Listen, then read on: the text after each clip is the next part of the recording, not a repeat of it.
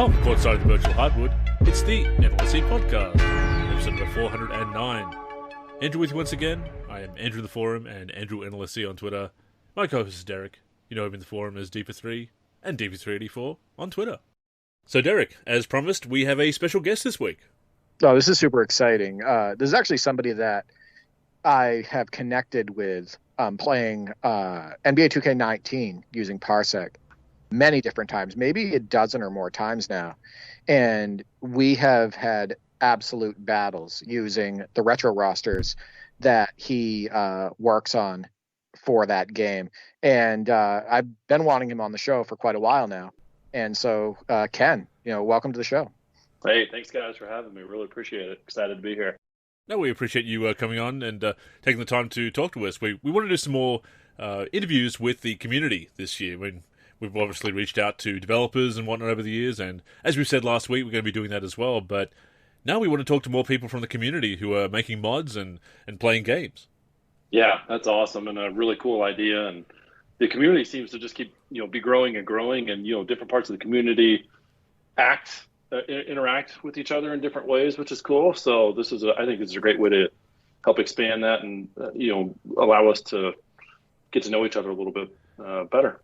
No, and just so everybody knows, Ken is actually Stildo33 on the NLSC, and he heads up the NBA 2K19 retro seasons roster project, which is just absolutely awesome. And he's also at Kidney Kenny on Twitter. And you bring up a great point there as well with the community. I remember the early days. Obviously, I've been around for over 20 years in the community, running the NLSC this is my 21st year running the NLSC now that we're in 2022. In the earlier days, when the community was a bit smaller, when we transferred from the old forum to the new one, I think we had about 4,000 members. We have thousands, tens of thousands, not necessarily active, but certainly registered in the forum that come and go these days. But when it was smaller, everyone kind of knew everybody else, and there was that connection. And of course, people were connecting on MSN Messenger back in the day, or ICQ actually originally. So yeah, there was that friendliness that. I still like to think we have a great thing going with the community, and I feel very confident in saying that, in fact. But at the same time, it is a bit more fractured. You've got people on other platforms, obviously, social media, so you don't always necessarily have that closeness. You recognize the usernames, of course, but it isn't quite the same as when it was even smaller, even more niche in those early days of the World Wide Web, I suppose. So something like this is, we really, really like the idea of being able to chat to people and have other people tune in and get some insights into, how we play games, obviously, but also how we mod them. Yeah, the modding thing is real interesting. Just for me, at least, how it started. I remember, I think it was NBA 2K10, I think, on the Xbox, and going through and just downloading rosters. And part of the challenge is when you find a roster and you see the name of it, you're like, oh man, the 1992 season, I can't wait to play this. And you pull some of them up and, it's just got, maybe the starters on there and that's it. But there's some really good ones over the years that have come out. But the problem becomes on something like, I found a really good one on the Xbox 360 with 2K10 is there was just a couple. And once the servers go online, you can't get access to them anymore. So if you don't get them then, you don't ever get them. Exactly. I've always found that really frustrating, and always thought there's got to be a way to continue this. And then the NBA 2K14 mods came out, and they've done the whole thing, which is just awesome, right? Because it is nostalgia at its finest. It really is, and there's something special about putting an old season roster, as you know from doing so many of them now, in a newer game, so that you can play those old seasons with that modern tech. Yeah. And, and of course, gosh, I would say I spend 3 times the amount of time modding than I do playing these games anymore. It's just something I really enjoyed, doing. And as the games get more complex, so does the modding. Because, on like that Xbox roster, for the most part, as an example, it was just, we'll go through and edit their ratings. Can they shoot? Are they an inside guy? Can they dunk? How fast are they? And that was about it. And now it's, do they do a Euro step? Did they prefer a hook shot? It's those little things, and you don't necessarily notice it like when you're playing with, that individual player, but like I think when we first released this roster, we've had some people jump in and help. Like Lady Culture was a big help. She went through and was like, "Hey, do you know like half these guys all like have a Euro step rating of like 30? Nobody did that in 9 days." I'm like, "Yeah, good point. I didn't even get to the tendencies yet." Yeah, it's crazy. Like Go expectations go up for the community. I think you could agree with that too. Is back in the day, you could release a roster where maybe you only had 5 or 6 players made accurately, and maybe the teams didn't even have the exact right jerseys, or maybe they were using an incorrect floor, and that would be okay and understandable. But now, at the height of access and technology and whatnot, and the height of our modding tools, the expectations go up from the community, and they expect accurate floors, possibly accurate stadiums, accurate jerseys, accurate logos, accurate cyber faces going all the way down to the last player. And you'll get questions on that stuff. And I definitely noticed that when I was creating my NBA 2K17 roster. And I think that that's a challenge. And I was going to ask you that too in a bit, what the biggest challenge is, modding NBA 2K19 and, making this project work. Yeah, no, that's a very good question. So every modder has a different skill set, right? I'm not a programmer. Couldn't tell you a thing about it. If you give me some software to use on, like Cheat Engine, there's been some things out there where you can go through and mod some things you can't mod in the game because you need an extra tool to do extra things. Learning how to do that has probably been the biggest challenge, because as you're looking at the game, like right now I'm going through the working on the 94-95 roster, and I'm adding in stats. I just did that for the 93-94 season. And you look at that and go, well, there's got to be a way to add these in. That's in the game, right? For every other team. Why can't I do that? And then trying to go through and figure out how to do it. And then when you think you've done it or know how to do it, then the challenge is, well, how do I actually make it work and not break the game? Because if you click on something incorrectly, it'll crash the game. I think that's what becomes the biggest challenge now, in addition to artwork. That's a big one. Because you're either an artist or you're not, and I'm not an artist either. So my biggest challenge has probably been finding the right people to help. You've gotten a great team. Like I love the team that you have. And everybody kind of has their roles. You have it's Mikachetti, I think that you pronounce it. He does, shoes and whatnot. And then you had Hornets on Fire, who was doing ratings and presentation stuff, and Sticky Fingers, who's doing faces and courts, and, Lady Culture, who's also doing ratings and stuff like that. Like, I got to be honest with you. I've been in and out, and I was working on the project a little bit more a year ago. I am just floored at how dedicated the team is and how talented the team is on those NBA 2K19 rosters. Yeah, I am too. And to your point you just made, everyone has their niche. Like I look at the stuff that like Sticky Fingers has done. So right now he's got a bunch of coaches he's working on. I never even thought about trying to get to the coaches. I wanted to crank out the rosters, right? But now that I've seen the work he's doing, I'm like, oh my word, now we need all the coaches. Like it doesn't even look right without him now. And it's the same thing with mixed shoes. So when he and I first got together on this, because he and I are the one that kind of started a little bit. I was just worried about trying to get the names right, try and get some halfway resembling, if Greg Kite, for example. I was just trying to find somebody that had, dark hair and a mustache from the 80s. That was going to be the Greg Kite cyberface. And then he's just going on and on about shoes. I'm like, I don't care about the shoes until I saw them. I'm like, ooh, you've got like the D Brown pumps and, all the different versions of Shaq shoes. And I'm like, oh yeah, now we have to have all those. We can't, like now it's almost like an addiction. You can't do without it now, just because that people can. Now it's just trying to keep people's interest long enough to get all the content out, right? No, absolutely. And it takes time. It does. And as much as I respect and like to engage in a bit of minimalist modding from time to time, there is something really special about going to that much detail. And I haven't been as active in modding for several years now. I've been dipping my toe in here and there and still working on some projects in the background that I'd love to get done finally, eventually, when I can put... Again, it comes down to time. It comes down to time, as you said, and also having the team around you if you are doing that in-depth mod. And what you said about the ratings and the tendencies really resonated with me. Because, again, I did current rosters for NBA Live PC for years, and trying to do some work with 2K11, as I've been doing in recent years, going from a game that had 20 ratings, as NBA Live 08 PC, 20 different ratings, and plus a few hidden attributes as well, to all the different ratings in 2K11, and there's still a lot of them in, obviously, as of 2K19 and more recent games as well, plus all the tendencies. Suddenly, creating new players or overriding players with new ones, having to change all of that data, it's a longer process. Yeah, and it's until you actually get in and really start playing with it, I don't think most people realize how much work actually goes into it. It's not just renaming the guy and adjusting his 3-point rating and his dribbling, and that's it, like it was 15 years ago. Exactly. It's all those little details.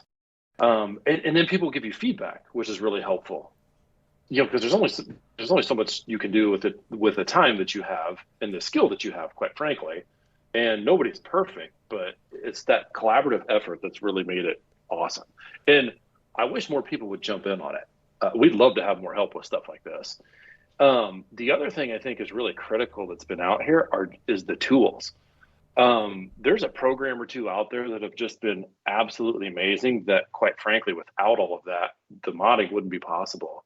Like I've tried to, I love what Derek has done on the 2K17 roster. And I love that game. That is still probably my favorite 2K game, that and 19. Love the way the mechanics were. Because when 2K, we all know the rip on 2K18.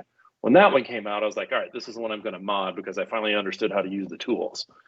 And then the gameplay just wasn't as great. I was like, dang it.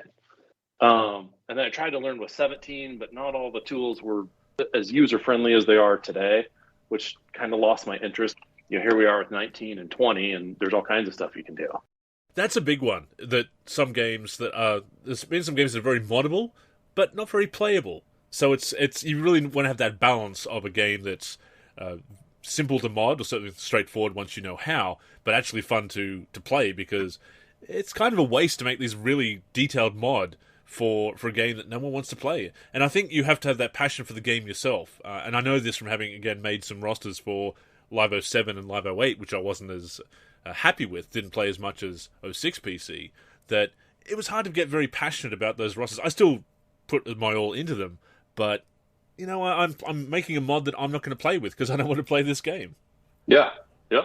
You got to give credit to guys like Looyh, Looyh, in the community who's making these tools, like the NBA 2K19 tools. I mean, how ridiculous is that modding tool? I mean, you can do so many edits within it, and you can change. I dreamed of this on older games. You can change and alter the schedule to be anything you want. It's just absolutely wild, all the things that you can do. And, on the older games like 2K17, you have to know cheat engine a lot more. And you're definitely limited as far as, what you can do unless you really dive into cheat engine. I wanted to say one thing, too, about ratings and tendencies, and I think you could agree, Ken. If you want to make a team right in the newer 2Ks, for one team, just doing the ratings and tendencies and vitals and signatures, it can take over 10 hours for one team. Yeah. And that's the amount of work that goes into this. It's easily. And that doesn't include the cyber faces, the logo, the court, all of the art stuff and everything. And it's just such a time commitment that it's absolutely insane. And that's why I give you a lot of props. I think I've told you this offline before too, to not only tackle retro modding and work on a single season, but work on multiple seasons. That's what blows me away, is your commitment to doing multiple seasons. I mean, we've done 87, 88, all the way up to 93, 94. 94, 95 is already done. And you plan on continuing it and doing more seasons and everything. I'm impressed at your commitment and dedication. Same. Yeah. Thank you. I think what's fun about this is I look back. So, I mentioned nostalgia earlier, and I think that's kind of what really started this. So in the early 90s, a teenager. And I think growing up, that's probably the era most people attach to, is kind of your childhood, young 20s era, probably the most. And I love modern day basketball too, some of it anyway. And that's the part I'm like, man, I'd love to recreate some of those old seasons, like with the 95 Magic with Shaq. I love that team. So that's the part that I've always just found fascinating going through, because I think part of my dream with all of this may sound a little odd. I wanted to go back to the 86 season. Most people know I'm a huge Celtics fan. And the one question I've always asked myself is, how good would the 87 Celtics have been had Lynn Bias lived? Would the NBA look any different? Would the Pistons have It would have changed the entire. It would have changed the entire Eastern Conference, to be honest. Exactly. Yeah. So now the only way to do that is obviously through a video game, and we have the ability to work on that. So once I get done with the 95, that's my next project, is to do. I will be on the 86-87 season. And a lot of that, like a lot of the artwork and stuff is already there. It's just going through and kind of reorganizing the teams and adjusting some ratings and stuff. But the time commitment on that one's actually going to go through to enter in all the stats. There's nothing more boring on this than data entry on stats. But it all started because the tools were there that you could easily do it. And I'm like, well, if I'm going to go through and start over, I'm going to want to have the stats, because I'm going to want to see what the records were. And, see if if I play long enough, can I beat the Kareem's scoring record with Lynn Bias? Assuming he was as good or close to as good as what people thought he was going to be. That's my goal. But that's kind of how all this started. And it's continued because now, Derek, you and I are going to go play that 95 season, and I want to play with the Magic. And, as we get a little further into it, I kind of want to play with a young Celtics team, like a young Paul Pierce and some of those other players that were, first came into the league back in the late 90s and early 2000s. So we'll see how far this goes. I'd love to get up to probably about 2010 when this is all said and done, because I think that was I think the NBA started to change course around that 2012 time frame, into what the game is today versus what it used to be. That's what I say the same. Yeah, we both talked about that on this podcast and also on Dee's podcast, Holding Court, and yeah, it seems to be that turning point, that early to mid 2010s. Yeah, I wanted to say something too, real quick, just so people know. Like I stated at the top of the podcast, Ken and I have actually connected probably a dozen or more times using Parsec and playing those NBA 2K19 rosters. And we've used, the late 80s or early 90s seasons. And I don't think I've met a bigger trash talker than Ken. And he will absolutely trash talk me. He was about to use Reggie Miller, and he kept telling me it was Miller time and all of that stuff. Of course, Miller ended up putting up a clunker in that game. Yes, he did. He failed you. He failed you miserably.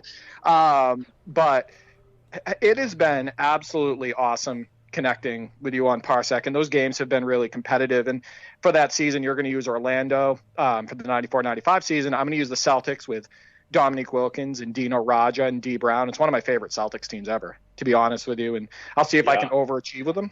Of course, I'm going to have my hands full being Ken's opponent every game and trying to stop Shaq and whatnot.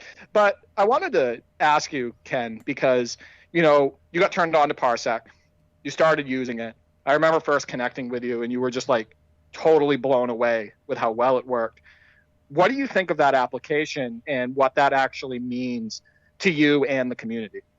Yeah, I think it's massive, because and what I don't know is how many people are aware of it. I mean, I don't know that I ever would have found it without you, maybe 20 years from now or something, because the biggest frustration with some, love 2K, but they take the servers offline every 2 years because they've got to go sell the next product and get more revenue with the next one, right? So people that want to play an older game can't. But this opens up everything, and not just for a recent game.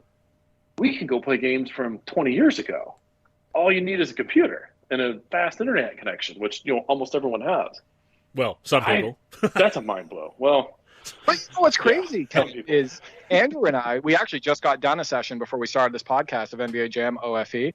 What's absolutely wild is Andrew, he lives in Australia. He doesn't have real good internet. He doesn't have good internet, let's be honest. And him and I play games all the time. We just had an excellent session on Fire Edition. What's crazy is, people are connecting to me using MacBooks, like old MacBooks with off Wi-Fi and all of that stuff, and they're having a great experience. like, I really look forward to our 94-95 season on 2K19 because I think that it's going to be fair and it's going to be competitive because the application just works so well. And you're also in the NBA Jam on Fire Edition NLSC tournament that's coming up, and you're using the Celtics. I wanted to get your take on NBA Jam on Fire Edition, the little that you've played of it, because I don't think you owned that one back in the day. And how do you think you'll fare in this tournament? Ever since I entered this, I did go and buy that game. Just how competitive I am, and boy, bringing back some memories. How I did not play that 10 years ago, I don't know.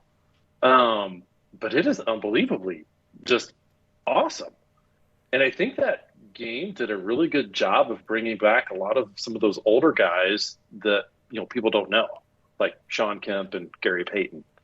What a duo. Well, they work for us. Yeah, we played with them many times. Oh, we use them all the time. When Andrew and I play through the road trip, I mean, the Supersonics are one of our primary choices. So.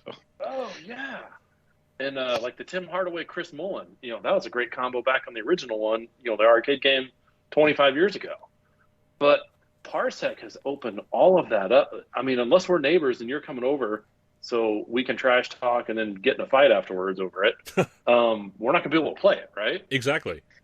I do think that on Fire Edition, and Jam 2010 to some extent, they were hurt by the EA brand, because the EA brand had lost a lot of credibility with NBA Live at that time. Jam 2010 in particular was affected by, there was going to be a limited version pack-in with Elite 11, so when that collapsed, it kind of got the backlash from that as well. On Fire Edition was very well received, but at the same time, people were like, EA Sports making an NBA Jam? No thanks. And they kind of slept on how good it actually is, because they had Mark Tummel consulting on it, and just putting so much love into that game to try and bring back the classic Jam, but also update it for the current time, or what was then the current day, obviously. And people just overlooked it, because maybe they didn't grow up with Jam, some of the younger gamers, or the older ones just didn't want to touch an EA Sports product, and I think they missed out. Totally. They've totally missed out on that one. Hey, good news is you can go grab a copy. Yeah. What do you guys, how well do you think that plays versus, the old ones, on the Super NES and arcade version back in the day? I mean, OFE for me is, I will argue that it is one of the best, if not the best, in the Jam series. That's how much I love that game. Yeah, I would agree. I think it's the best game in the Jam series. It's the pace. It's the pace. It's the animations. It's the overall feel, whether it's playing co-op or against the computer or head-to-head. And that's not down, talking down about NBA Jam Tournament Edition, because Andrew and I connected on that recently, and it's still fun. Trust me. And, I played the original NBA Jam, and I had it for Sega CD and all of that stuff. But when it comes right down to straight gameplay, graphics, presentation, the whole thing, I think NBA Jam on Fire Edition is the best one they ever made. And you've got the adaptive awesome. AI as well. Just such a game changer, because even though there are the classic cheesy rubber band AI moments, the way that it can learn your moves and then throws it back at you, or finds a way to counter your strategies if you use the same strategy over and over again, it's actually really good tech for the time, and it really changed that arcade experience, because a lot of those arcade basketball games, once you get a strategy down, it's just wash, rinse, repeat, right? So on Fire Edition kind of changed it up a little bit. There's still those cheesy moments. We had some in the game that we just played, Derek and I. Derek had an opportunity to dunk to tie it up and hopefully force overtime. But, look at that. It just missed. What a coincidence that it just missed when we needed that dunk more than anything else. So the only dunk that missed in the game, too. It was the only one. Yes. That dunk at the top of the game, into overtime. And, of course, it was with Joakim Noah. Yeah, so I said to you, robbed. Absolutely robbed. So there's still those moments like that, but that's part of the fun. That is the Jam style at the end of the day. And I think it did it better than any other game. So the fact that it's still available, unfortunately the roster updates won't come through anymore, but the default rosters are still pretty fun to play with, especially with all the unlockables. That tournament's going to be a lot of fun.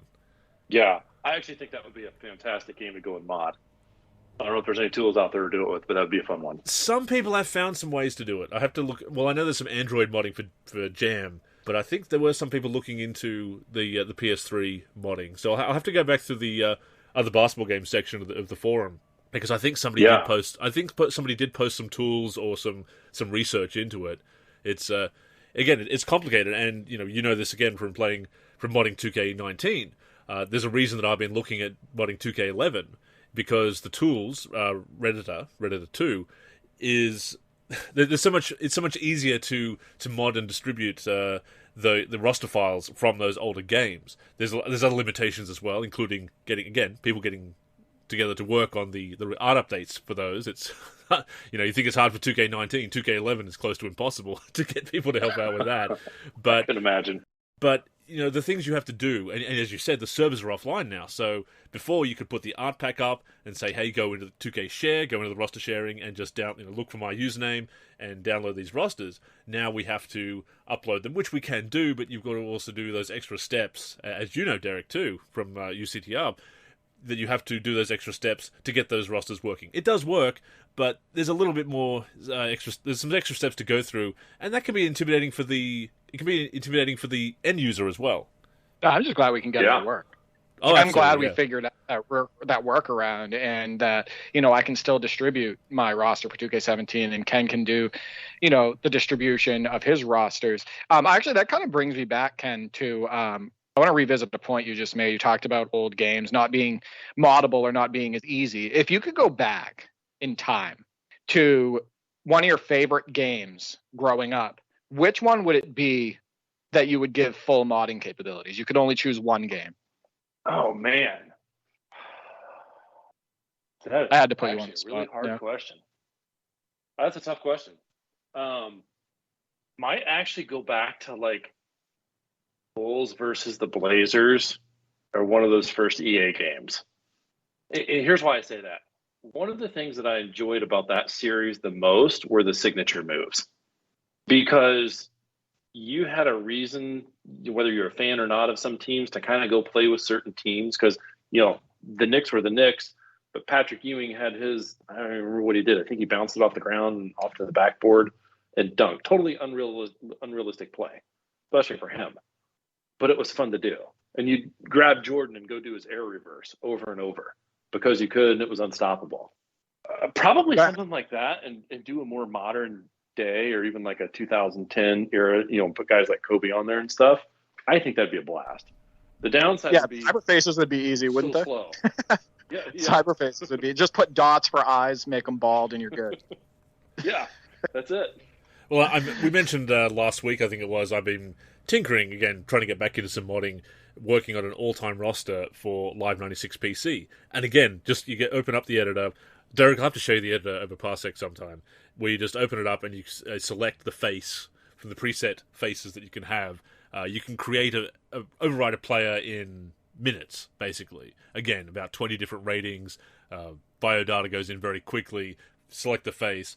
It's same tech for those old games. It would just be so great to mod them. And Derek and I recently played a mod for NBA Jam Tournament Edition for Super Nintendo that was just fantastic. That just added all these legends, added updated rosters as of the 2022 season. The Jam 2K22 mod by SKL, just a fantastic mod. And just as putting old rosters in newer games, putting new rosters in old games is such a novelty as well. Because again, you can play with those old mechanics, those old signatures moves, as you said, and it's just so fun to take a game and do and change it up that way and create a brand new experience. Yeah, no, you're right. You mentioned that the '96 game there. One thing that is interesting with modding, you can go do all the artwork and create the players, but if you're playing like a My League season, and I remember that '96 game specifically because I remember that being one of the first times players' stats simulated about like how they should based on their ratings. Because I remember I made Bird and Magic and made them like high 90s or whatever rating scale they used on there. But I remember looking at Bird's stats. He averaged, something in the low 20s, but almost had, 9 or 10 rebounds a game and 6 or 7 assists. And I just remember going, wow, you can like do so much with this. This is unbelievable. And, that was 26 years ago. Yeah. No, the sim engine in those games was quite impressive. Like, you go back to those games, and there's a lot of stuff that holds up. I mean, a lot of stuff that's clearly Yeah, dated, but you would see that and you think that these results are pretty good, actually. yeah. And then sometimes a game will come around and they just be absolutely atrocious. Yeah, So those are the ones maybe don't spend much time on. those are the ones Yeah, you I think skip. the other Yeah, game out there would be fun to mod would be NBA Live 2005. I thought that was a really good game too. one of the best, absolutely. Yeah, well, one of the best things about 2005, '06, '07, and '08 on PC is that the roster DBF files are so compatible that it is very easy to start with an '08 roster and then just modify the databases as necessary and copy the data backwards. So it is, you can base, that's why towards the end then when I was updating the rosters for those 4 games, pretty much making 4 updates simultaneously by working on '08 and then just doing the conversions or copying data by spreadsheets. So yeah, 2005 is a game, one of those games that I'd love to go back and mod. Won't rule it out. It's just time, and a smaller audience these days, obviously, as well. Yeah. Well, and to your point, the problem is when you come into time is you start playing some of these old games, wanting to do projects like that, and just the rabbit hole is endless on what you can want to do.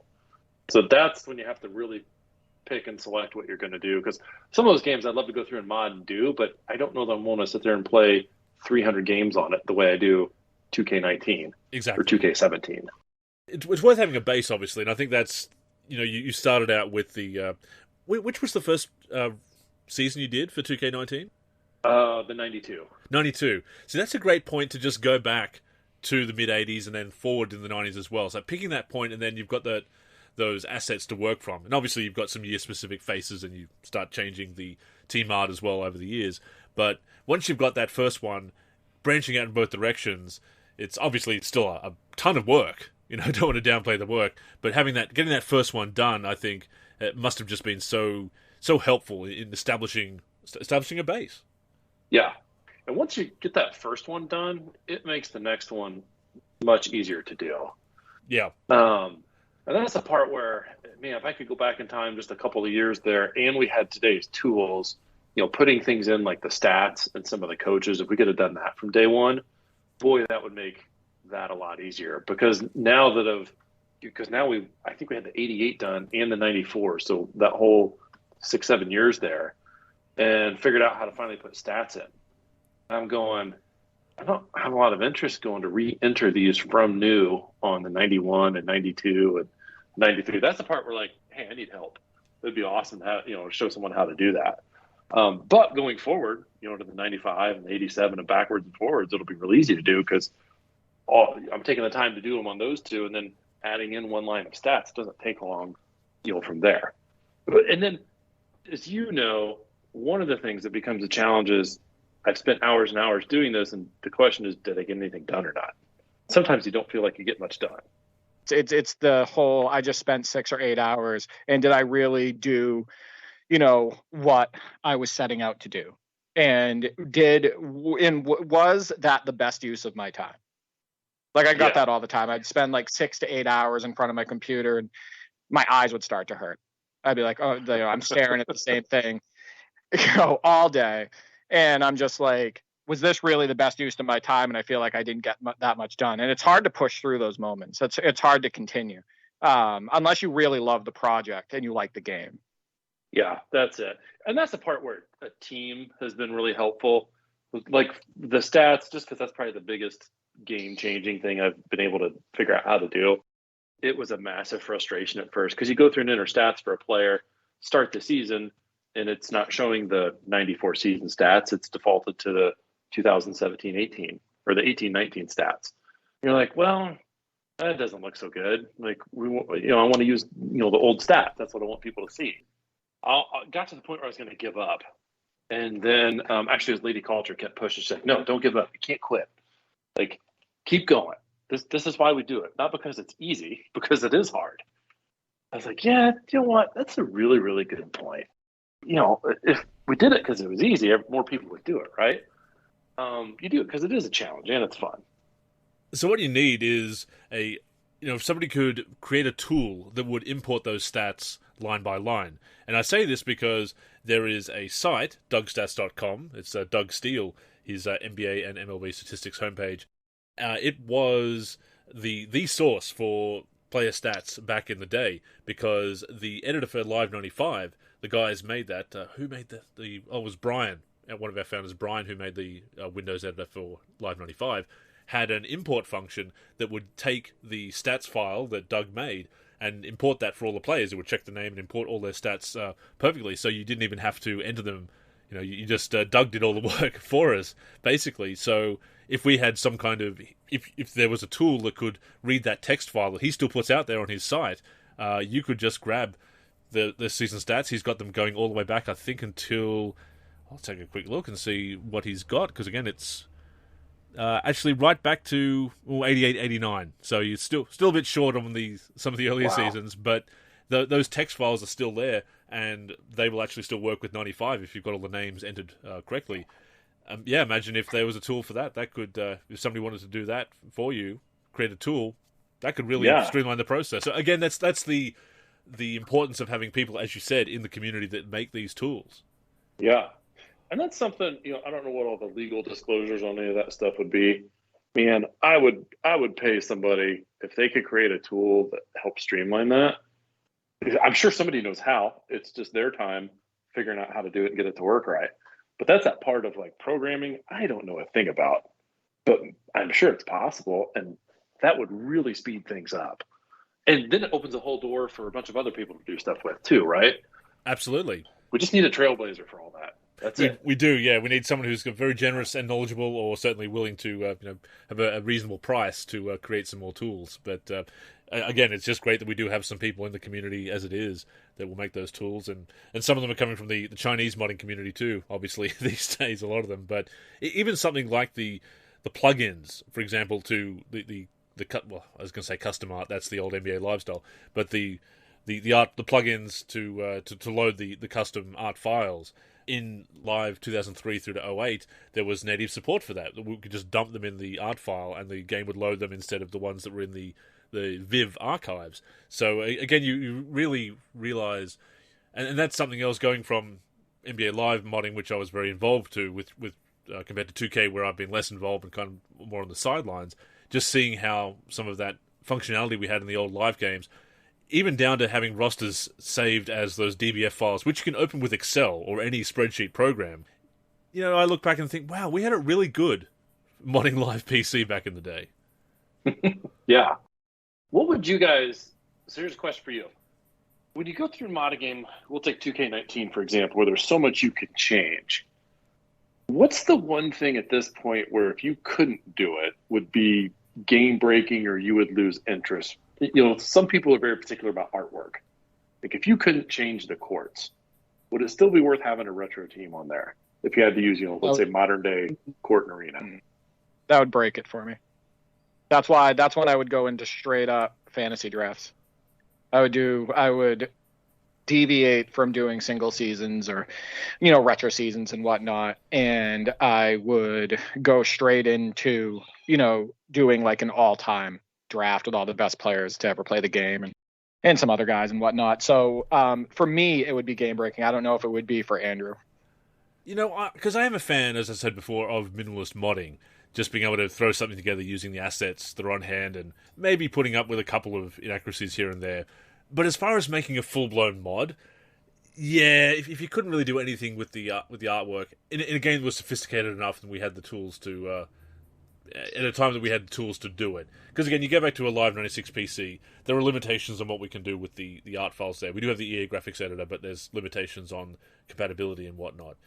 In 2K19, for example, with how far we've come with modding and the tools, yeah, if it came to that, I think I'd go into more of a what-if roster or some situation. Yeah, I'd go kind of fictional with it. Something where inaccuracies could be part of the concept rather than a hindrance. Yeah, absolutely. Right. I would do like all-time teams. I would do something like all-time teams rosters with no duplicates. Use the existing in-game assets. Exactly. And have fun with it that way. What we did before we were doing modding is my brothers and I would all, choose our own team, and we would either do an all-time fantasy draft or we would do a fantasy draft with the in-game teams, especially on the older games when we loved the NBA, right? Seasons 10, 11 and prior and whatnot. And we would just have a blast doing that. So we'd still have fun, with basketball video games. But if somebody were to release a mod, like say, like, hey, here's a 96-97 season, and none of the courts were right, and like a bunch of the art was off, we wouldn't be playing it. Yeah, I wouldn't either. That fantasy draft is an absolutely blast and such a fun concept. That's something we should do over Parsec. So I did a few years ago. I had a friend of mine. It was, imagine me trash talking again, and he was too. It was my neighbor, and he came over. I'm like, all right, you can have you want the first pick or the next two? Take whoever you want. And it's funny teaming up, a guy like LeBron with Magic Johnson, or Bird, and and then Shaq with like Steph Curry or somebody. Yeah. That's another fun way to go through and do some of those things too. It's just not as fun against the computer. You talked about connecting on Parsec, right? Like, it's just not as fun as But fun you and I computer. doing it, yeah. Yeah, you and I doing it would be great. You could get multiple people in on it as well. I mean, heck, we could do we could even do like a tournament, after a draft. Like, we could do a draft and then do a tournament. Yeah, that would be really fun. So there's just a lot of things that would be, fun with that. And that goes back to, I wanted to circle back to a comment you made earlier, actually, and this kind of goes in line with the topic we're discussing. You had said that you spend about 3/4 of your time modding and the other time playing. So you're spending the majority of your time modding. I know that can be frustrating because you love to play the games. I think one thing that we're trying to do with the community, and I think Andrew can agree, is bring gameplay back to the forefront. The NLSC has turned into such a modding destination, and that's what people know the NLSC as. But, I look back and I look at what was going on in NBA 2K14 and prior, and I look at the communication on the threads, and people were sharing their highlights constantly. There were people talking about the gameplay, the good and bad aspects of it. They were talking about the game modes and all of that stuff. And I just feel like the NLSC is kind of, they're not known for that anymore, and people aren't sharing those experiences. And there's a lot of modders in the community, as you know, that don't even play the games; they just mod them. And I think that's honestly a damn shame, because I think they'd be creating a lot more memories, actually playing the games. Is that something that you would agree with, that you notice in the community, that it's become kind of less and less about gameplay? Oh yeah, for sure. And I look at kind of what Andrew just said is, or one of you guys just said, well, I don't know that I'd do that if I was just playing the computer. Yeah, you're right. That's no fun doing a fantasy draft. It is to an extent, I guess, playing the computer. But I think the most fun I've had playing this game has actually been on Parsec with you. Because, it is like sitting there in the same room playing against each other. And, and then you're going and posting the highlights. We're trash talking on Twitter. That's way more fun than sitting here just playing against the computer and trying to beat the AI. But you're right that it has very much shifted to a modding community as opposed to gameplay and that experience as well too. Why are we playing the game in the first place? Probably. Yeah, I never got that concept. I can't. Yeah, I can't mod. And I think you could agree, because you felt that way with 2K18. I can't get deep into modding, or really even mod a game at all, if I don't like it. Like, if I don't like to play it. Yep. I could do it with 17. I actually liked NBA 2K15. I don't know why. I maybe it was some of the computer cheese you could do in there and get away with it. Probably wasn't realistic. But, 17 is a good one, and 19. I actually thought 20 was okay. But, I have zero interest in 21 or 22. Because the gameplay is just, it's not as good as 17 or 19. Why am I going to waste my time with it? My brother Mark, 2K15, my brother Mark put up 70 points on us in a fantasy draft with Simbula. He was 7'5". He barely played in the NBA. But like you said, there's some cheesy aspects, and he was just playing on the hardest level. Simbular is Shaq on steroids in NBA 2K15, and we were just getting completely pummeled by him. He's a video game legend based on that performance alone. He might be a video game legend for other people as well, because 2K brought him back. I think in 2K21, he had a special card in my team with all these challenges on it. Yeah, so clearly he was a legend for a lot of people, apparently. Well, I think that's what's fun with the gameplay. So go back to NBA Jam from the 90s. You could go take Chris Mullen and run up to the corners and just shoot threes, and he would never miss. on NBA 2K15 with Isaiah Thomas, when he was on the Celtics, you could do the little spin shot around the elbows, and he would never miss. So, some call it cheating. I call it just taking advantage of my opponent and their poor defense. But figuring out those things in those old games is why you go, another reason why you go through and play it, right? Is it's fun. And I forget what version of, I want to say it was like NBA Showdown or something like that on the Sega. One of those games there were like Pete Chilcutt. It was just absolutely fire from the top of the key, the 3-point line right there. Never missed. Him and Tim Legler. Walter McCarty in the early 2000s games, my brother averaged 60 points a game with him. I think it was live 2000. Walter McCarty, he just would shoot on defense. Didn't matter. He just top of the key corner. Didn't matter. I remember where that. It was. Well, his 3-point rating was like 80 or 85 or something. He didn't miss. Yeah, it was. That actually brings me to a Parsec session that I had, Andrew, with Ken, and I'm playing against him with the Orlando Magic, and this is the Greg Kite Orlando Magic, and it wasn't the Shaq Orlando Magic on this night; it was the Greg Kite Orlando Magic, and that great team, yeah, absolutely. This is when I knew I wanted Ken on the show, actually, because he was doing this video game legends, crap that you and I do, like making legends out of guys like Dan Dickow and Travis Outlaw. So he gets Greg Kite in the game, and I'm like, good, I got a break. Because Shaq went to the bench. And he proceeds to pummel me for, I think, 14 points in that quarter with Greg Kite. Probably a career high in real life. And he's dunking on me. He's hitting shots at the hoop. I think you had 2 basket and fouls with him, I want to say. Yeah. In that short stretch. And he's trash talking me in the Twitter chat and whatnot about Greg Kite. And I'm like, see, that's what it's all about. See, that's what you don't get when you play against the computer, right? That's a shared experience between Ken and I that, I wouldn't have remembered or may not have happened if we were playing against the computer. And he's just him pummeling me with Greg Kite. I was like, yeah, Ken's a keeper. We got to play more video games with him because not everybody is going to go at you with Greg Kite. Let's put it that way. Well, and that's what made that so fun is once he got going, and I knew how frustrated you were with the quotes I was sending you, and now I'm sitting there going, I don't want to beat him. I don't care if I win the game with the Magic. I want to see how many points I can score on him with Greg Kite because Derek is probably going to throw his controller through the monitor soon. Like it was wild. And what's funny too is I think Shaq in that game had like 45 points and 20 rebounds, but Greg Kite stole the show. That's just the thing. Shaq killed me in that game.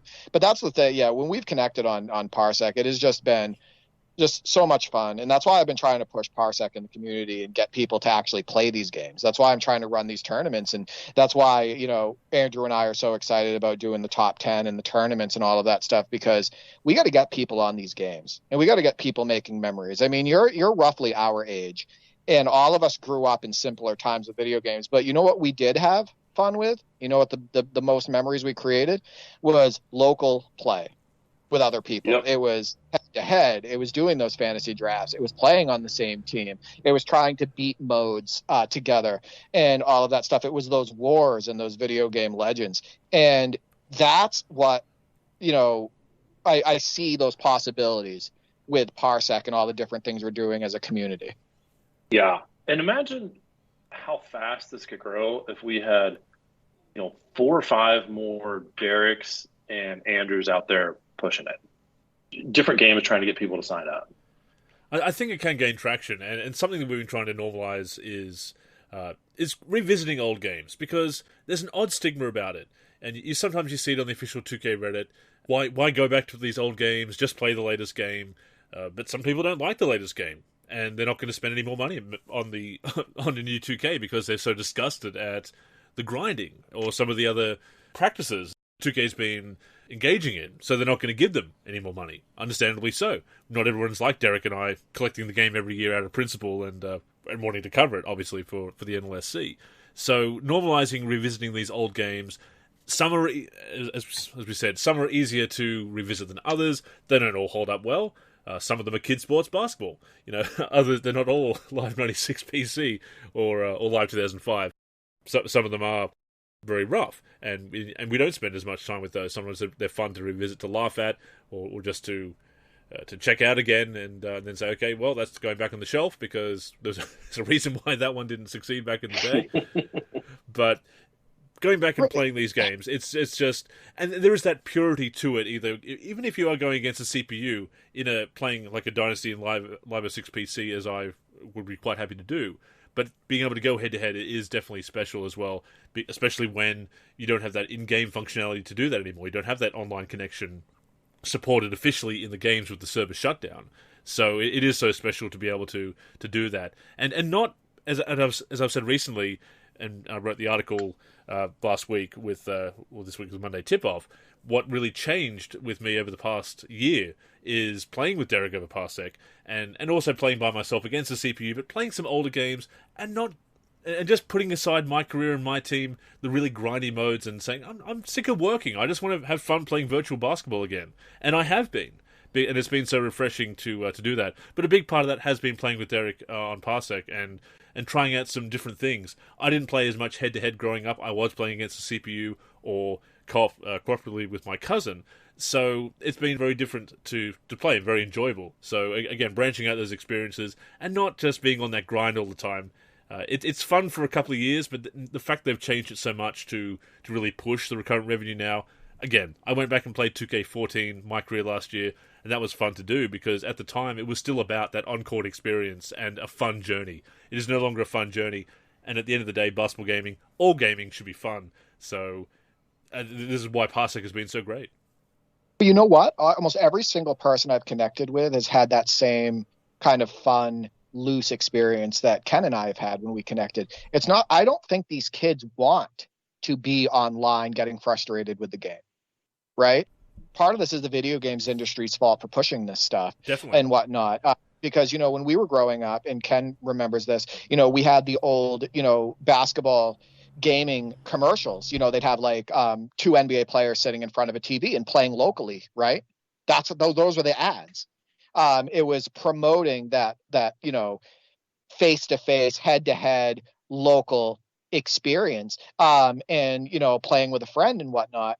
And I feel like that's just kind of gone away to the MyCAREER, the Park, the single player use, and all the frustrating gambling mechanics and all of that stuff that comes with it. But everybody that I've connected with on Parsec really has been like, this is amazing. I had a really good time. This is fun. We got to do this again. And it's just really nice to see that because it is that much better of an experience. No doubt. Yeah. No doubt. And, you bring up the Park, obviously, and the Rec, and Pro-Am and everything. And obviously, as servers get shut down, those experiences are no longer available. And a lot of people are finding out this week that with the 2K20 servers were shut down December 31st. And that's the latest game. 27 months of support is up. That is better than the 18 months that they were originally getting after the controversy with the 2K14 servers being shut down. But it's still every year we lose another game. 2K20 is the latest one, of course. But now people are finding this year, and it was known before this, but some people didn't see that it was going to be the case and didn't know for sure until it actually happened. But once the 2K20 servers went down, not only did we lose my team, but we lost MyCAREER in 2K20 completely. Not even a stripped-down offline version as in previous years. It is completely gone. So there's a lot of modes that you just can't play in 2K20 anymore. And some people were still playing it and just playing the NBA side of it and playing multiple seasons or trying to get to the Hall of Fame. And suddenly they've found, oh, yeah, no connection, no servers. This is gone. And it's obviously pushing to get the latest game and everything, but just losing all this content. And some people defend it because there are apologists that will defend pretty much anything that 2K does. I'm sure there'd be some people there that if it cost 2,000 VC to boot up the game every time, there'd be somebody saying, "Oh, well, it's on you to manage your VC. You can budget for that. Just play a few games before you shut the game down. It'll be fine the next time around." Why would you defend that? Somebody would. Somebody would make that argument, I'm sure. But it's a real shame to lose that content in those modes because being able to go back in these old games and dust something off, yes. Maybe those modes have limited functionality once the servers are offline, but again, I went back and played 2K14 MyCAREER last year, pretty much intact, but for a few cosmetic customization features, and it was just so fun. But again, we don't have that anymore, and that's why people go back, because you've got these games that are pretty much intact. Now it's so dependent on live service content and always online. Ken, I'm going to throw this over to you right after this. I find it absolutely criminal that somebody can spend $60 or more on a video game. So they own that video game and that content, and then all of a sudden it gets ripped away a couple of years later because of greed. They paid for that. They paid for that, a game that had MyCAREER in it. And then now they can't even play that mode. It's like buying a refrigerator or something like that. And then a couple of years after you own the refrigerator, somebody just walks into your apartment or your house and rips off a couple of the shelves. Like these you don't get your full refrigerator anymore. Like it doesn't make any sense. That's the product that you paid for. You know what I mean? That one drives me nuts. Here's what I never understood. There are people that would probably be willing to pay to still have like a monthly subscription. I would still pay if we were doing 2K19 stuff or 2K17. Hey, charge me $5 a month or $10 a month. You don't need that many people to keep that server going. Yeah, absolutely. If just for the sharing services, if nothing else. Look at Final Fantasy 11. That up. Final Fantasy 11 came out in like 2001 or 2002. Those servers are still up, and they have like a yearly subscription or a monthly thing that gets paid, but people are paying it. And there's a reason they keep it up, is because people are paying it. So if there was an option to do that, I'm sure that, there were people, they shouldn't have to. I just want to point that out. I still think it's criminal. They shouldn't have to pay. But if that was an option, I think that some people would jump on it. I think so too. And you look at GTA, the servers for 360 and PS3 have been recently shut down at long last. Look how long that took, though. Almost a decade of that online support for those games. But you've still got the offline story mode in GTA 5 on PS3 and 360. You can still play that offline. Everything that was there offline before the online was added, you can still play. It's just the offline support has ended. Again, the NBA side of MyCAREER is a single-player mode. Does have some online content, of course, but again, it's clearly possible to play MyCAREER without an online component. It's how it was founded. It was developed as an offline single-player mode. Again, that single-player career as an offshoot of the franchise experience. So it's just ridiculous, and it's a shame.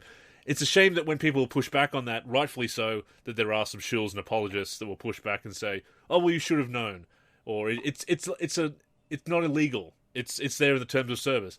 And it's kind of like the not touching can't get mad, as you do as a kid to your siblings or whatever.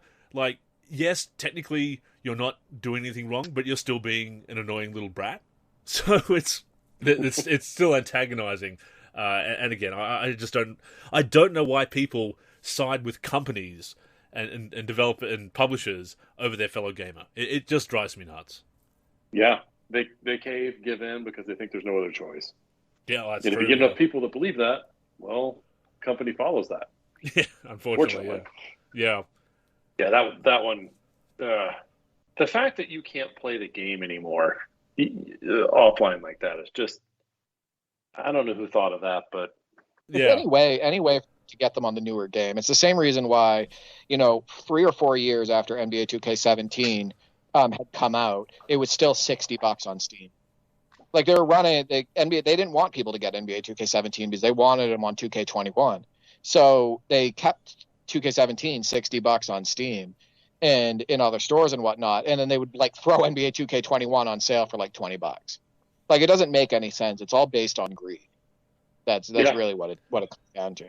And the introduction of the neighborhood, now the city, of course, in next gen, is the big factor here, because they're going from that simulating an NBA career, which was the core of the mode for so many years, to that online, to that MMORPG approach, obviously. Because 2K18 was the first one where, once the servers went down, then you could still play MyCAREER, but now the story was no longer available. Now, of course, the 2K18 story I've ripped on many times, be fresh, obviously.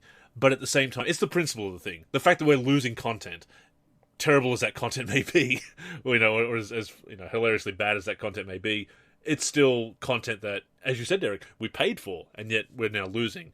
And 2K19 was the same, and now 2K20 is just completely gone. I believe 2K21 and 2K22 will be the same because it's all tied into the neighborhood, into the city, and it's just moved so far away from that core experience that you can't separate it, unfortunately. So those old school traditional MyCAREER gamers lose out because it's catering to the online scene, which is again just this recurring problem. It's not going to get any better.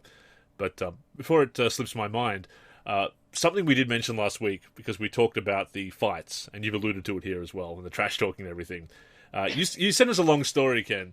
I wanted, and of course, I didn't want to read. It was your words that you sent, obviously, and I was going to read it out verbatim.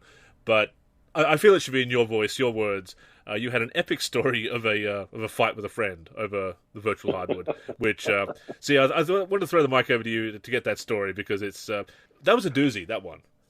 Well, thanks. Yeah, that was, it's what we were talking about earlier, where there's just almost no better experience than being right there in the same room playing with somebody. And that's the beauty of like Parsec. You can almost do it just like that. So my buddy and I, when we were in high school, so this is back in the 90s, he's an absolutely Jordan fanatic. Everything about, Jordan was this and that. And of course, I'm coming off loving Larry Bird, so I'm probably not any different, other than Jordan's taken over the game at that point in time. So he and I always talk trash when we play basketball, whether it was pickup game or playing a video game. So I was thinking the game was NBA Shootout '97 was the one I think we were playing, and all of our battles it was like 50-50 on who won for the most part, and these battles started way back like with Jordan versus Bird on the PC and the on the Sega, and we always ended up screaming, yelling at each other at some point or another. I joke, I'm like, it probably wasn't even like healthy, but it was just competitive. I think that was it. It was just competitive. So at one point we had finally decided, all right, we're gonna have the series to end all of this. So he was always the Bulls. That was like rule number one. He always gets the Bulls. He won't ever not be the Bulls, and definitely wasn't ever going to let me have him. So whatever version of game came out, I was always trying to figure out who can I play my style of ball with the best, depending on how the game played to beat him with. So we're playing the 7-game series. I took the Rockets. I frequently trash talked him because he's always trying to score with Jordan and dunk. I was like, yeah, you're gonna go try and run me over with that jumping ball hog, aren't you? No knock on Jordan, of course. And it was such a good matchup because both those teams had really good scorers. So we played this 7-game series. He took game 1 off of a Kukoc 3 and won by 2 points. And and this is the kid that ran his mouth all the time anyway. And I'm probably twice his size. So when we ever actually did fight, I always won. But boy, he loved to antagonize me. And I mean, his mouth just came open and wouldn't stop. So I was like, you know what? In my head, I just turned and slugged him as hard as I could in the shoulder. I think I hit him a lot to the point that I think one of his parents, like, you guys need to settle down. Like, all right, we'll calm down. It's just one game. I lost. So we move on to game 2. So, that one starts. This game, though, was Sam Mack. So that's where I was going. We were talking earlier. You get some of these really big role players in some of these older video games that just go completely nuts on people.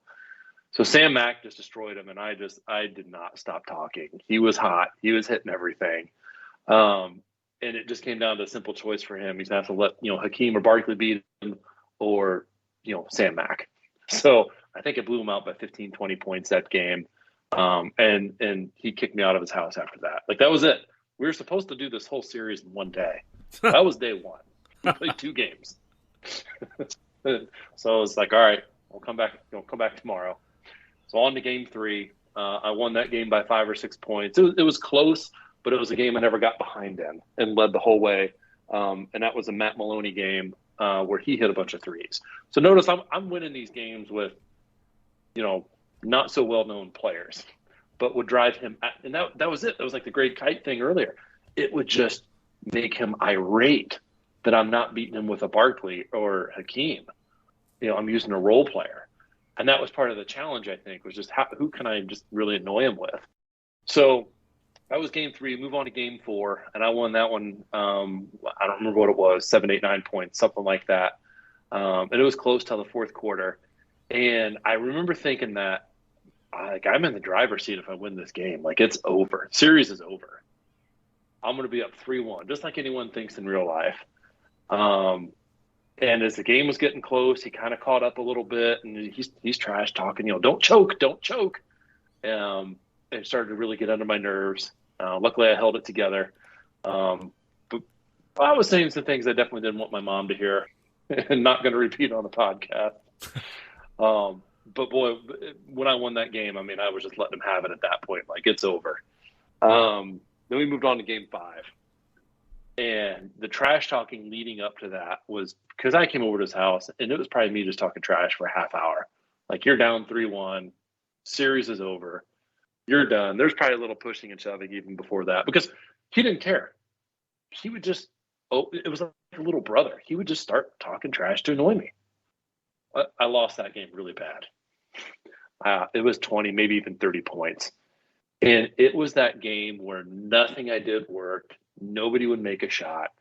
I had every excuse in the book. Derek's already heard me say some of those, just even in our games. Controller, it's the controller today. It's not working right. The music we're listening to threw me off. Whatever it was. I just kept going on, and that was not my day. I let him have it at that one, though, because he would not stop talking. I popped him a couple times in the shoulder. I think we ended up wrestling on the ground a little bit on that one. I actually pulled the controller out of the system and chucked it across the room. Told him what I thought of him, and then I left. I was done for the day. The fact that I couldn't close him out, thought I was going to win, that was it. I was done. So that's 5 games in 2 days. And mind I love you, how you resorted. I gotta say this. I love how you resorted to beating him up, like physically. I wasn't apparently out talking, trash talking him. I wasn't beating him in the game. Well, I'm just gonna use whatever I could at that point. And we're in high school, so we're off in the summer. So we had, this is back when we had time on our side and could play a 7-game series in an afternoon. So we're moving on to day 3. We're just dragging this thing out. And at this point, now that he's kind of inching back into the series, is just talking and talking and talking. And of course, the best part is he won at the buzzer. Compliments of Jordan, and just it didn't stop. And of course, at that point, I'm frustrated. We're not going to drag this out anymore. So game 7, here we come. I was super ticked because I had blown the 3-1 lead. I was trailing most of this game by about 4 to 7 points. And of course, when it's a close game like that, you've blown the 3-1 lead. I know multiple times I'd pause the game to punch him. Just a quick reminder to, hey, your shoulder's going to hurt even if you win this game. But it was that game I could never get it down to a 1-possession game. It was always 4, 6, 7 points. I'd get a steal thinking I was going to cut it down, and I'd miss a layup, and it'd be something dumb like that. Of course, we're to the point now he's starting to hit me, I'm starting to hit him. It's probably not healthy. So anyway, I finally pulled ahead with about a minute to go on a Maloney 3. And I vividly remember pausing the game to let him know he had just hit another 3. I'm going to win this with about 30 seconds left after he had turned the ball over and I turned the ball over, still up 3. And I was the one that just would not stop with the trash talking. And it was to the point where he actually paused the game, stormed downstairs, and I just hear him yelling, saying some things he didn't want his mom to hear, and then finally calmed down to come back up. I mean, here we are.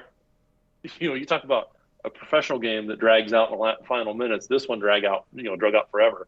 So he came up, immediately scored, stole the ball, and scored again, and is up by a point. So I paused the game.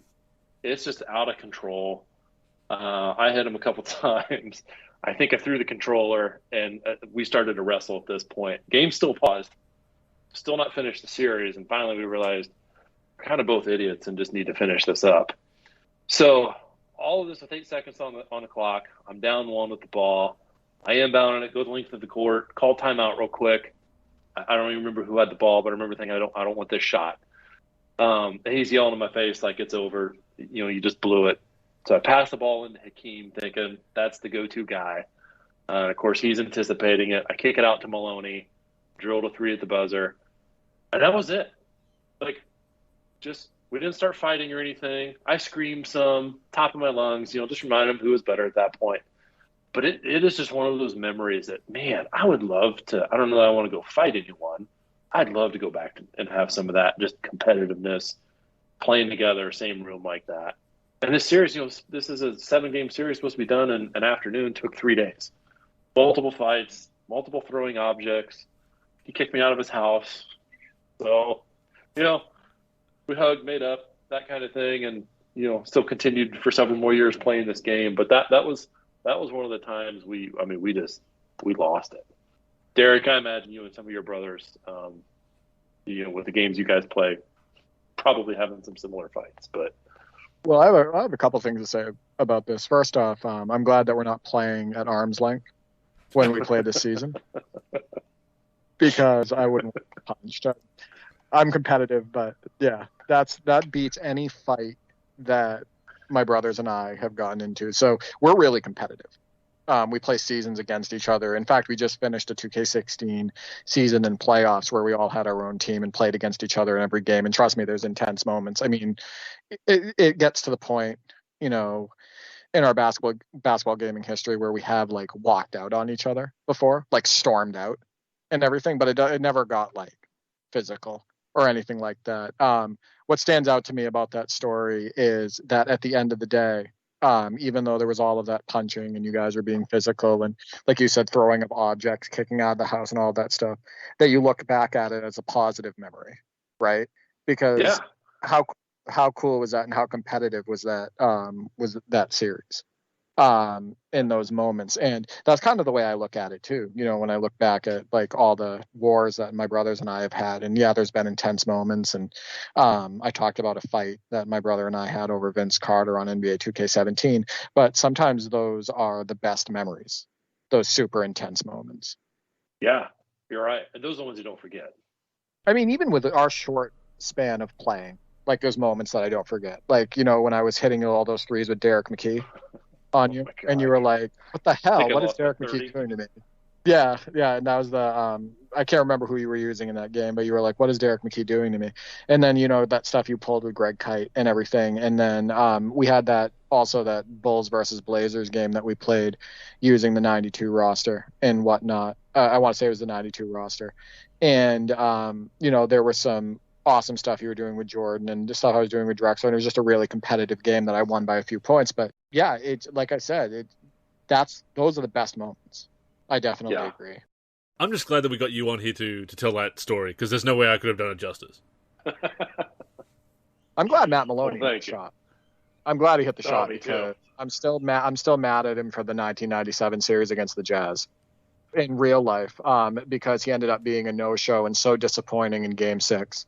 If he had played halfway decent, and then Stildo33 had to come in and try to bail him out. But if he had played halfway decent in that game, and then Houston had gotten the ball to Drexler a little bit more, Houston would have sent that to a Game 7 and probably would have won the series. So I'm glad that Matt Maloney somehow, through Ken in his video game wars, came through. Because at least he came through at that point. If nothing else, he did come through then. Well, and that's the beauty of these games versus real life like that. I mean, sometimes it's a video game, right? The algorithm is in your timing of a release or whatever is going to determine how well a player does or doesn't do. That's something where the skill to play that game back then, the computer is deciding 100% of that. Absolutely. And that game just happened to be, it decided, hey, Sam Mack or Matt Maloney is going to destroy you. And now, to an extent, like when you're playing with, when you and I were playing, Derek, it was, hey, McKee's going to destroy you. But a lot of that was skill, not just the computer, math equation behind the scenes making the game work, right? There's a lot of skill involved with that, which makes it more fun, I think. 100%. See, that's the point.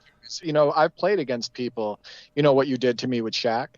I've played against people using a dominant big man, and they didn't use Shaq the way you did. And it was a lot easier to cover him. That's the beauty of playing these video games, right?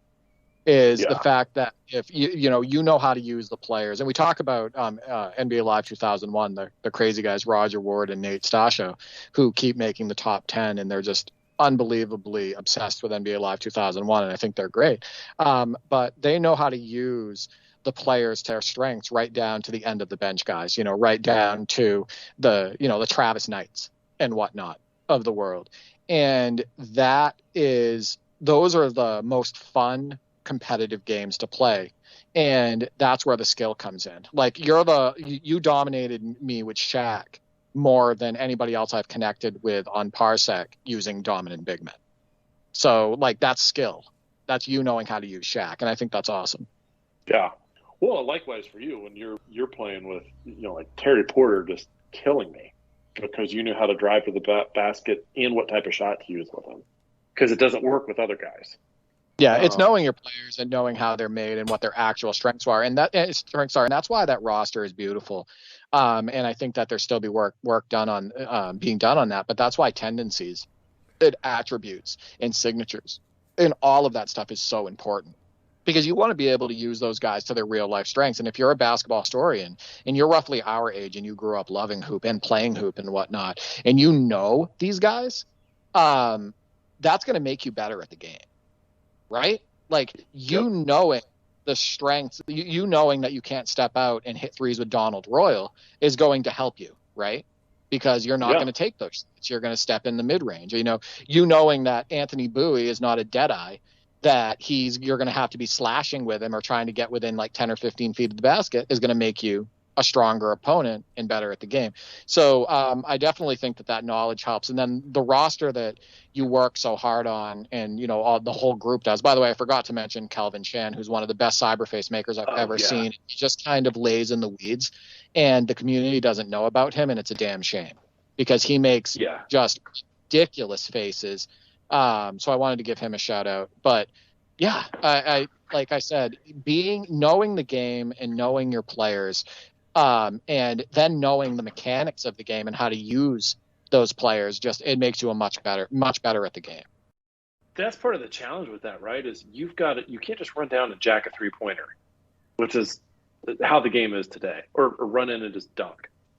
Like you've got to know, hey, this guy may only be able to post up, and you better be able to know how to do a couple moves, or you're just not going to be able to utilize him the right way. That's why Greg Kite came in, right? Like I knew how to use him. I knew what his strength was, and it's like, all right, I just hoping to get 5 or 6 solid minutes out of him, get 6 points. Yeah, exactly. And by the way, that's what Andrew and and I'll throw this over to you, Andrew. That's been one of the best things about our games, like playing NBA Live 10 and whatnot. And the connections I've had with Andrew is he's very similar in that way. Is we use the players to their strengths, and it's created some unbelievable moments between Andrew and I connecting. Oh, absolutely. I mean, I may play sometimes a slightly slower pace against the CPU, for example. I mean, when I play a franchise game, I kind of get a bit geeky about stats and everything, which is why I play on 12-minute quarters or normalized quarter lengths, etc. But playing head-to-head, it's what I love about it is that different experience where you're doing whatever it takes to win, using whoever you've got on the floor and using them to their strengths. And in real life, you do see role players step up and make big shots, and not all the most special moments in NBA history are from the biggest names. The obvious one that comes to mind for me, of course, is Steve Kerr making that shot in the '97 finals. I mean, that was by design. If MJ drew that attention, which he did, that he would kick it back to Steve Kerr. But when we played the video game Legends game in Live 10, we talk about getting frustrated about video game legends and role players doing things to you that maybe they shouldn't. We had a great video game legends showdown that ended with Hakeem Warwick making the game-winning shot. And you mean Hashim? It was Hashim. Oh, sorry, yeah, Hakeem Warwick. Wrong bust. The Hashim Thabit. And I wasn't mad at you, Derek. I was mad at myself for letting that happen. Like, I can't believe I gave him that look. I can't believe Hashim Thabit beat me for the game winner. Also, I made a huge blunder throwing it back to Boris Diaw for the 3 instead of driving in. I don't know why I did that. I saw an open look and I thought, I'm going to take this. and not good clock management on my part. That was a big blunder, which you made me pay for. But again, it was as frustrating as it was at myself for that blunder. What a tremendous game, and just the ridiculousness of Jumpin' Joe Alexander taking it in, and Travis Outlaw being stars, and just who else did you have in that game? You had Troy Murphy. Oh, I kicked your butt. I cracked your butt with Troy Murphy. Troy Murphy, yeah, that's right, yeah. But Troy Murphy, Celtics legend, Golden State Warriors, Indiana Pacers legend. I was hitting a lot of threes, and I was throwing it down with him like I was Julius Erving out there. That was actually maybe top 3 of my favorite games that we ever played. That was a lot of 2002 Clippers versus 2002 Mavericks makeshift, just for the Michael Finley shot. Game winner. Yeah, I would have gotten it if I hit that on Ken. He would have punched me a few times. Well, we talk about Parsec, and Parsec actually put out the tweet, did they not? What else can we do to improve our app? And that's a tough question because it is such a fantastic application. But VR support where you could punch people, a VR integration into Parsec. See, there's plenty of stuff that can be done. No, I can't wait for our season though, Ken. I think it's going to be a lot of fun. I did have actually, I told you about this a little bit before the show, but I did have like 5 quick fire questions I wanted to throw out there for you. I reckon get to that. I reckon get to the 5. Yeah, I think it'd be a good idea. So Ken, you're starting an NBA team. Who do you take? Do you take Larry Bird, Michael Jordan, or Magic Johnson? And why do you choose that player? In real life or a video game? So we're going to go real life first. Oh, I'm going to take Bird. Of course. So I'm going to take Bird just because I think he was smarter, if not the smartest, because of what he accomplished compared to his athletic ability. And the big thing is he made everybody around him so much better because, it's the old adage, he's playing chess, not checkers. And he could squeeze more out of guys than a Jordan could. Not that Jordan didn't squeeze stuff out of guys, but Bird just made the guys around him that much better. I'm also from Indiana, so I'd probably take Magic second. Yeah, Magic doesn't get talked about, and the fact that Magic is not in the greatest player of all time conversation is criminal for what he accomplished in his career. It is. It's because the media just wants to top keep it 5, to. I don't know. Yeah, it blows my mind. He's easily in my top 5. But yeah, Bird's also probably the toughest SOB to ever play too. So a big trash next talker. question. Something else I like. Oh, actually, I wanted the video game. So in a video game, who do you take? Oh. All-time fantasy draft. Who do you take? I might actually take Magic. Here's why. Fancy passes. He can play every position really well, really, really well, especially at center. I don't know what it is. If you've never put Magic at center and played, at least against the PC and friends, I mean, it is absolute cheese because he rebounds so well and he's so stinking fast. And then he can pass too, right? Yeah, we use Magic all the time. We have a legend season, and we post him up all the time, and he never misses around the basket. And that's it. That's all. He can do literally everything better than about everybody else. Pretty cool. And he's one of those ones. If you go play a retro game like Bulls versus Lakers, one of those EA games, that was the old cheat thing is go sub Jordan in at center, go put Magic in at center, because that was back when speed was very noticeable at those positions. Right, we would often put like Kevin Garnett at point guard too, like in those old games, the early 2000s games. We would do that, and it's a cheat code putting like Kevin Garnett at point guard. It was fun messing with positions back in the day on those games. So, second question: favorite season in NBA history, and from your favorite team. Now, my guess, knowing you, it's going to be like the 90-91 Celtics, or the 91-92 Celtics, but I could be wrong. So, actually, it's probably the 08 Celtics. Wow. Probably really? The 08 Celtics from that. Yeah, but man, that 91-92 is right there though too. And I think here's why. The 08 Celtics won the championship, and the last time the Celtics won before that, I was not watching NBA. I didn't start really watching the NBA until 87. but that 92. So the reason I did that whole 92 season, right, is it's Bird's last year. D Brown's there. McHale's still there, and Parrish and some of those guys. That's kind of how it started. I was like, man, the Bulls are really good. Shaq was just getting ready to come into the league. That was just such a fun era of basketball. 91-92 is one of the best seasons in history. Just talent-wise. Players in their primes. All the talents in the league. Yeah, I definitely agree with that. Now, what about a video game? So what's your favorite team in a video? Well, it's a two-sided answer to the previous question. The 08 Celtics is up there from that, but I would say from an era that 92. Yeah, you're probably right. I had a feeling. Sorry, what was the next question? Oh, no, yeah. So, no, that's perfect. I figured it was going to be 90-91 or 91-92. So, in a video game, of any video game that you've played, what's been your favorite team to throw on the floor? Ooh, my favorite team by far is definitely the 08 Celtics then. So, that's a fun concept. Well, when that trade first happened and they traded everyone, I remember going, oh my gosh, they're going to be video game good. And that was before they had James Posey and Eddie House, before those guys signed as free agents. But I'm going, they have nothing else. Like, can they hold up for a whole season?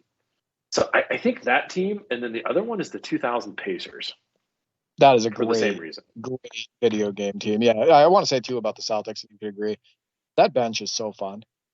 Getting Eddie House and James Posey and Glenn Davis in there and whatnot. Yeah. Even throwing Scalabrine on the floor and whatnot. It's a fun bench. Tony Allen slashing in those old games, etc. I totally agree. And yeah, the 99-2000 Pacers, I threw in the Ultimate Classic Teams roster for 2K17 because that is a really fun team to put on the floor, and they're actually very deep. Yeah. Well, and that's one of those, hey, if you know your roster really well, and like if you're playing a franchise or you're on simulation mode where fatigue becomes a factor, you're hoping a guy like Eddie House comes in and does exactly what he's supposed to do. Hit 2, 3, 4 3-pointers and not be a defensive liability, which is where Tony Allen comes in. And you're hoping he gets a quick steal and a breakaway dunk because it's showtime. He did have some nice dunks back in the day. Definitely. He did. So question 3, favorite NBA 2K game and favorite NBA Live game. Favorite NBA Live game is definitely 05. Good choice. No, I take that back. I'm sorry. 2002 or 2003. That was my favorite one. That was when Walter McCarty was really good, and the Celtics went to the conference finals. That was a good era, and it was arcade-ish. Yeah. So 2002.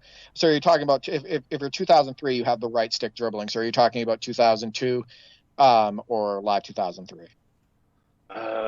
Must have been wherever Y was the spin, because you could just spin on people and dunk all the time. 2002. That was 2002, yeah. Yeah, 2002. Okay. And by the way, you're right, yeah, because that was the 01-02 Celtics that made the conference. The conference.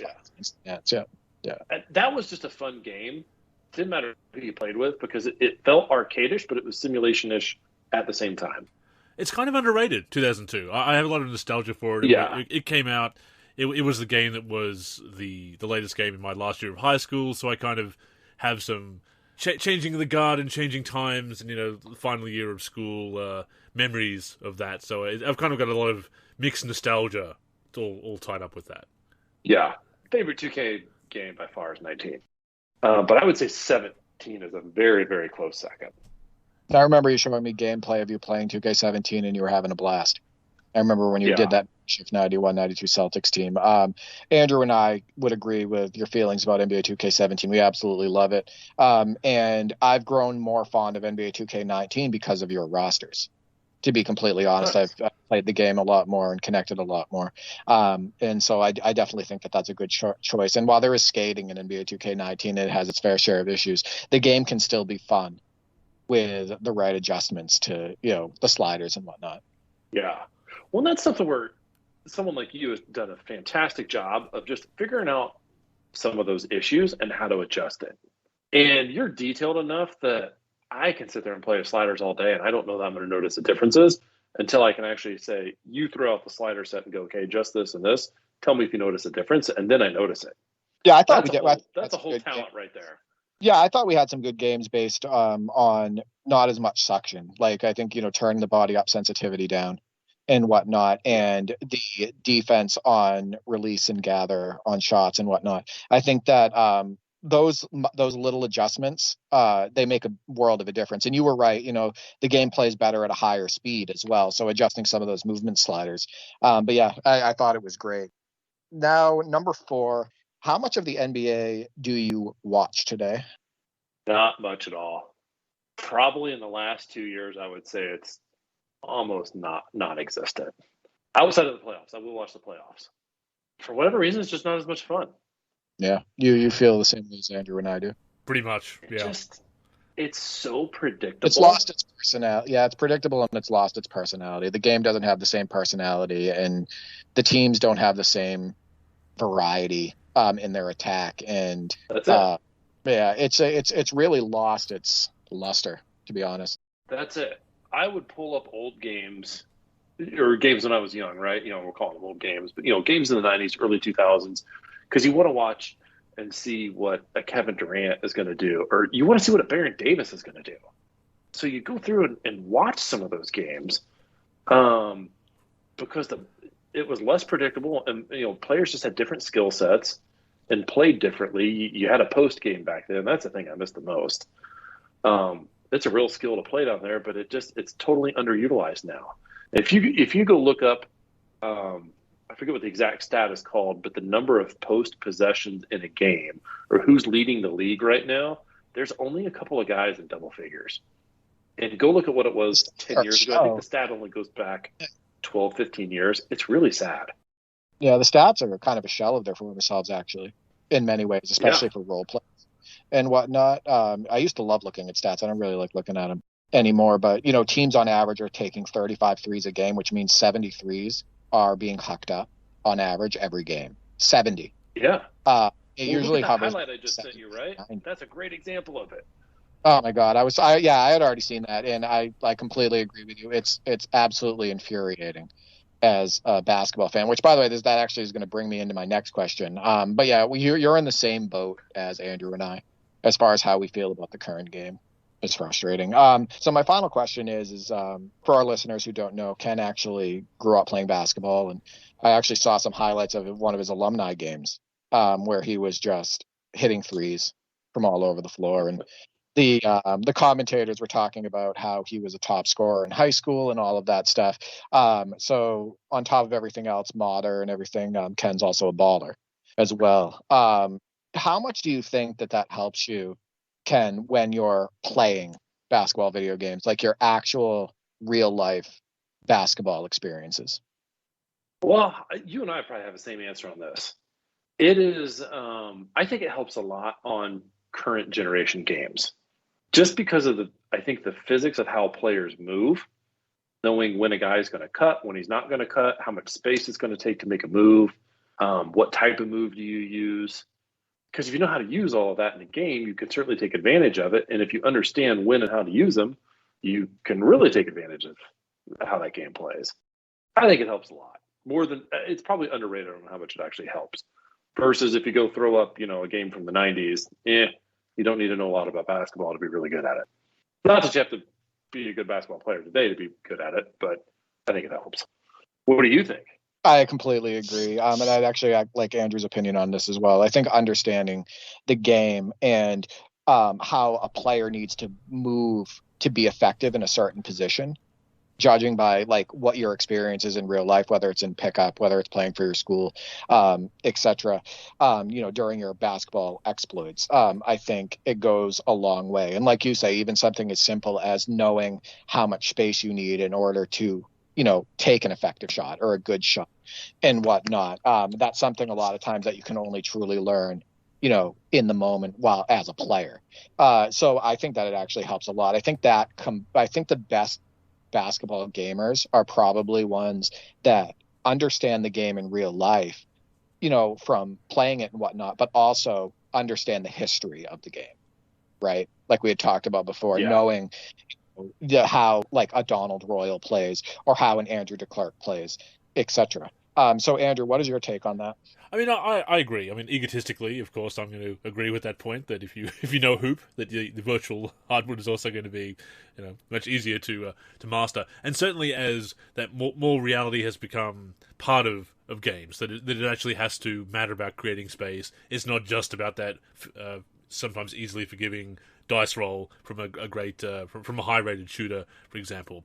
And you see these low IQ plays in the online scene.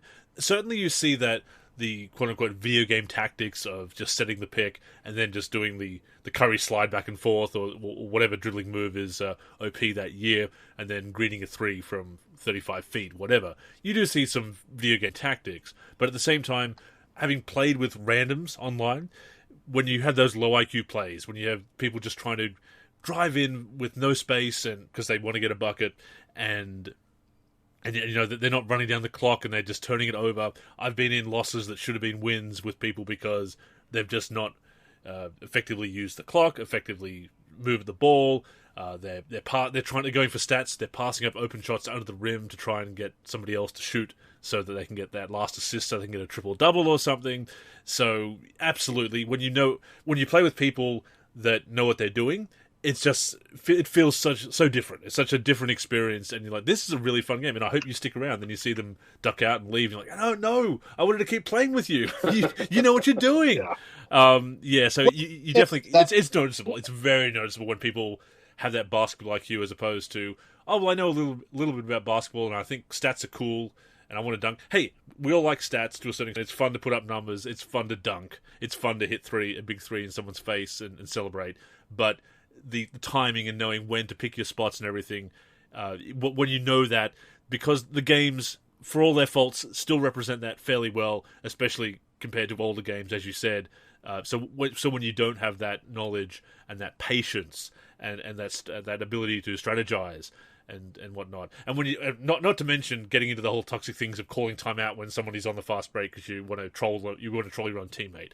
I mean, that just completely ruins the experience. But even without that, just not having that knowledge of Hoop, it's so noticeable. Absolutely. We had a great game on NBA Live 06, Andrew, on the same team. Oh yeah, I thought that was fantastic for a Parsec experience, and we ended up pulling out that game and really coming together at the end. It definitely makes a difference on co-op, and Ken, I'd like us to do that sometime as well. Get on a couple games and try to play some co-op, whether it's like one of us player locks and the other person uses the rest of the players, etc. Because I think that co-op is also another underrated experience, and I think that it should be utilized more. Yeah, I think that'd be a blast. That's something I've actually never really done, though, especially if you did like a player lock. Yeah, that's how Andrew and I did it, actually. We tried it that way. Then it didn't work very well on NBA Live 06, so we ended up doing non-player lock. But I like the player lock option because it's easier to navigate a lot of times, because sometimes the indicators underneath the players aren't as visible as they should be. Like, they don't differentiate enough. But yeah, we'll have to try that sometime. But I'm really looking forward to that 94-95 season that we're going to play. So here's the question then. Who should we play with and what players? What's your interest in that? Or in what roster? You mean co-op? I was thinking that it would be really fun if you wanted to, because it's one of your favorite seasons. I mean, we could always do like the 91-92 Celtics, and you could lock on Bird. Yeah. I mean, you can't tell me you wouldn't. That's one of your favorite teams too. Oh, I'm not going to say no to that. Yeah. Who would you take then? Would you lock on to D Brown? No, I would use the rest of the players while you locked on Bird. I think that's the best way to do it, because I'm not really a fan of the computer controlling that action. So, like, let's say we used Portland. I think what would be fun is if we decided to do something like that, or at least try it. Like, I lock on Drexler, and then you use the rest of the players. And that's worked out so well when my brother and I do that. We do that for Legend seasons. We do that, sometimes for drafted seasons and whatnot, and it just works incredibly well. Yeah. I think that'd be a blast. I think it'd be fun to go do with like the 87 Lakers too. I just want to run the floor for the Lakers on every video game. Yeah. Yep. Like Andrew was just playing, before we wrap this up too, Andrew was playing NBA 2K17, and he sent me a highlight, and he kind of felt that way about Ricky Rubio. He's like, you got to use fancy pass with Ricky Rubio. Oh, it's just double tap every time. Absolutely. Yeah. Double tap every time. Double tap when you don't need to. You're just doing a routine pass to the wing, and you're double tapping that button to see if Rubio throws a behind the back pass or something. So, yeah, I'm definitely in that same boat. Every single video game that I play use Jason Williams in. You can bet I'm double tapping the button. That's awesome. So. So, yeah, Ken, this has been a really fun conversation. Glad that you were able to make time for us and come on the show. Like we said, we want to do more community interviews and such. And, hey, we'd love to have you back again sometime if you're up for it. Yeah, awesome. Well, thank you guys for having me. Really appreciated being able to hang out for a little bit, talk about our passions. And, yeah, if you're willing to have me again, I'm willing to come on. So really appreciate it. Right on. Before we wrap up, where can people find you, and any of the final words about the amazing rosters that you're putting out? Yeah, so obviously Stildo33 on the forums and One Kidney Kidney on Twitter. Those are probably the two easiest ways to get a hold of me. And then, yeah, I think with the roster, I'm really hoping to get this 95 done in about the next week and a half. I think is realistic with my schedule. That's my goal. Yeah, so I'm going to do that, and then I'm probably going to switch over to the 87 next for what we talked about earlier of going through. I'm gonna go through that what if scenario with Len Bias, and might make a little YouTube series out of that, do some highlights. Derek's been really helpful with, that's the other thing, is just the little things that like Derek knows, I'm sure you do too, Andrew, of, hey, use this program for highlights. It's super simple, because if you ever watch our games that we've played and the ones that you guys post, Derek can't spend more than 5 minutes making a 4-minute highlight clip, because he's so good at piecing it together. No, Derek's turned me on to Movavi and an action replay. Yeah, absolutely. Yeah. So, yeah, those will be fun. I have a if system. anyone else wants to help out, I have a system going with it. Yeah. Well, if anyone else wants to help out and join the project, and they've got something they can add or do stat entry or something like that, so I can work on other parts on another roster, would love to have the help. That'd be a blessing. There you go, absolutely, and you can check that out in the 2K19 modding section. But Ken, thank you once again for joining us. Yeah, well, thanks again, guys. Thanks, Ken. With that being said, that has brought us to the end of episode number 409 of the NLSC podcast. We hope you enjoyed it. I'm sure you did. The NLSC podcast comes out every Sunday, of course, on the NLSC, which is nb-live.com. The show also comes out on our YouTube channel, as well as all the major podcatching apps and platforms, such as Spotify, Apple Podcasts, Stitcher, Podcast Addict, just to name a few. However you like to listen to the show, we're glad you tuned in. And we also invite you to connect with us on social media. So, Derek, what are your handles and any of the final words you have for our listeners this week? Definitely keep getting those top 10 highlights to me. Get the submissions in so we can keep this top 10 going. We have week 34 coming out this week, and I'm excited to release that this weekend. You can reach me on Twitter at D for384, on the NLSC D for 3, and also on YouTube D for 3, and my other Twitter handle is at D for 3G. As I said at the top of the show, I am Andrew NLSC on Twitter. The NLSC is on Twitter and Facebook at the NLSC. Our Instagram is NLSC Basketball. On YouTube, we are youtube.com/NBA Live Series Center. And of course, keep it locked to the NLSC itself, NBA-live.com, for everything we do for basketball video games. But yes, that's all for this week, so thank you once again for tuning in. Until next time, I'm Andrew. And I'm Derek. Go get buckets, everyone.